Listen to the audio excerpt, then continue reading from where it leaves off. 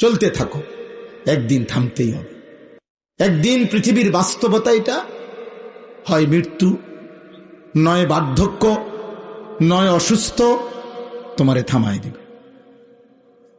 মৃত্যু এসে তোমারে থামাবেই, বৃদ্ধ বার্ধক্য আইসা তোমাকে থামাবেই, হয়তো কোনো বিপদ অ্যাক্সিডেন্ট তোমারে থামাই দিবে।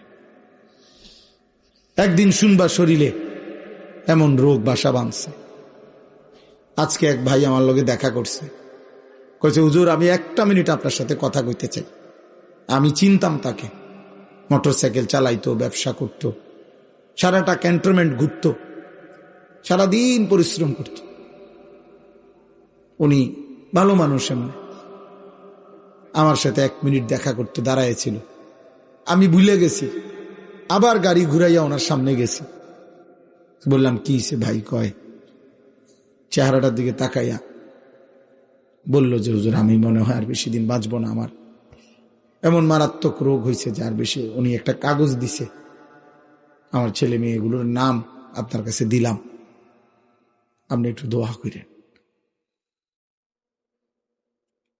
বলছে আমার মেয়েটা একটু বড় হয়ে গেছে, বড় হয়েছে, আপনি যদি পারেন হুজুর একটা কোনোদিন আমি যদি নাও থাকি, না বাঁচি, আমার মেয়েটার জন্য একটা ভালো ছেলে দেখেন।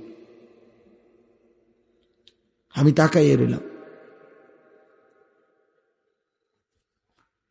এই জন্য দোস্ত থামাই দিবে তোমারে। প্রতিদিন কেউ না কেউ থেমে যাচ্ছে, অনেক আনন্দ, অনেক হাসি, অনেক ফুর্তি, অনেক সুস্থতা থেমে যাচ্ছে। তুমিও থেমে যাইবা।